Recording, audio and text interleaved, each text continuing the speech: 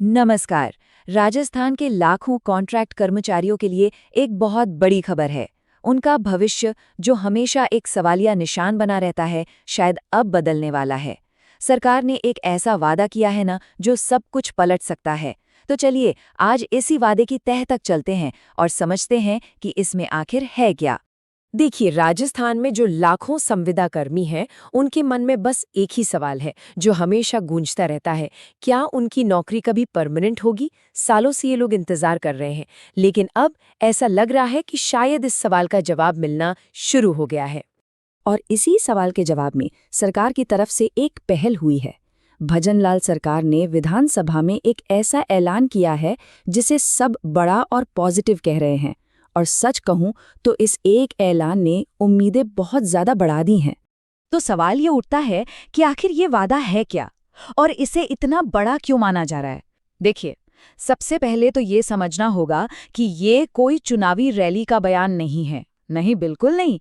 ये घोषणा बाकायदा राज्य विधानसभा के पटल पर की गई है। मतलब ये एक ऑफिशियल कमिटमेंट है।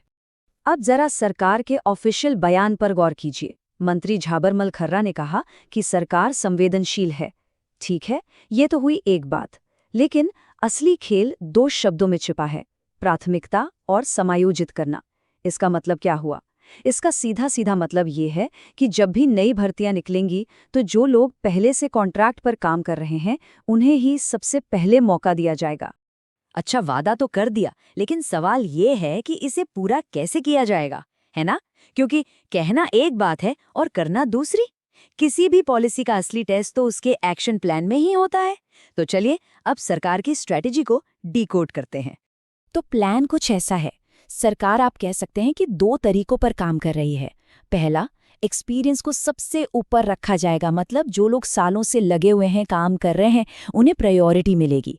और दूसरा, इसे करने का तरीका क्या होगा? या तो नई भर्तियों में उन्हें कुछ बोनस मार्क्स दिए जाएंगे या फिर नियमों में थोड़ी बहुत ढील दी जाएगी। सिंपल। देखिए, परमानेंट होने में तो शायद थोड़ा वक्त लगे, लेकिन सरकार ने एक और बड़ा कदम उठाया है, एक ऐसी चीज पर जिसे आप सर्जिकल स्ट्राइक कह सकते हैं। और ये वो समस्या है जो कर्मचारियों को तुरंत, मतलब फौरन राहत देगी, और वो है शोषण। ये एक ऐसा कदम है जो सीधा उनकी सबसे बड़ी चिंताओं में से एक पर वार करता है। अब ये सर्जिकल स्ट्राइक है क्या, इसे समझने के लिए पहले प्रॉब्लम की जड़ को पकड़ना होगा। होता क्या था कि सालों से ये शिकायतें आ रही थीं कि बहुत सारी प्लेसमेंट एजेंसियां कर्मचारियों के पीएफ और ईएसआई का पैसा जमा ही नहीं करती थीं, मतलब एक तरह से खा जाती थीं, और इससे उनका पूरा भविष्य दांव पर रह जाता था। अब जो बदलाव आया है वो देखिए, ये सच में गेम चेंजर है। पहले क्या होता था? एजेंसी को सरकार से पेमेंट मिल जाता था और फिर ये उम्मीद की जाती थी कि वो ईमानदारी से कर्मचारी का पीएफ जमा कर देगी, और नतीजा, अक्सर पैसा बीच में ही गायब। लेकिन अब सिस्टम बिल्कुल अलग है।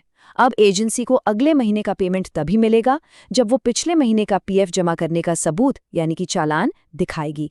सोचिए, एक छोटा सा नियम बदला है, लेकिन इसका असर कितना बड़ा है। ये जो नया नियम है ना, इससे बहुत ही सीधा और सख्त बनाया गया है। कोई कंफ्यूजन नहीं। हर महीने पीएफ जमा करो, उसका चालान दिखाओ और फिर अगले महीने का पेमेंट लो। सीधी सी बात है, चालान नहीं तो पेमेंट नहीं। अब कोई बहाना नहीं चलेगा। ये कर्मचारियों के लिए एक तरह से लोहे की गारंटी बन गई है।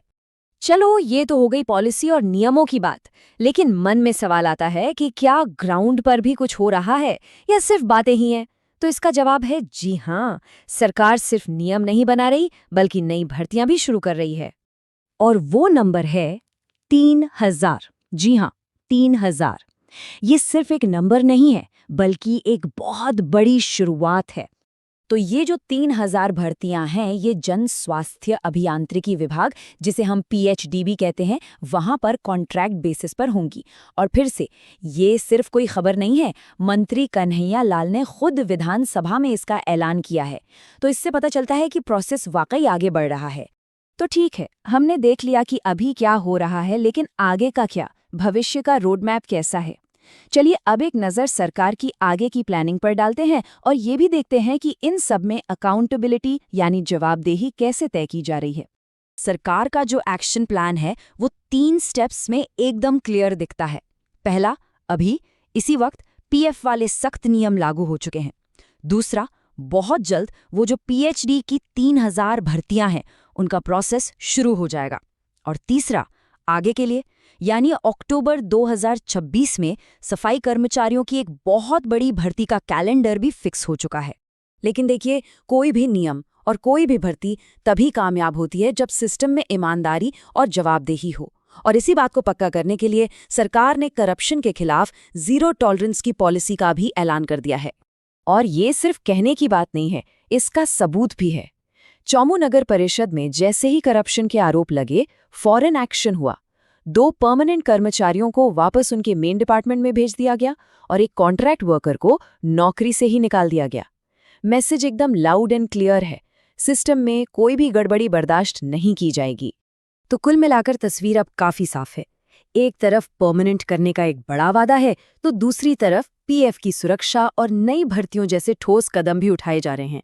सरकार ने अपनी तरफ से इरादा तो साफ कर दिया है, लेकिन बड़ा सवाल अब भी वही है, क्या ये सालों से चली आ रही कॉन्ट्रैक्ट प्रथा का एक स्थायी समाधान है या फिर ये बस एक नई और बेहतर शुरुआत है? खैर, इसका जवाब तो आने वाला वक्त ही देगा।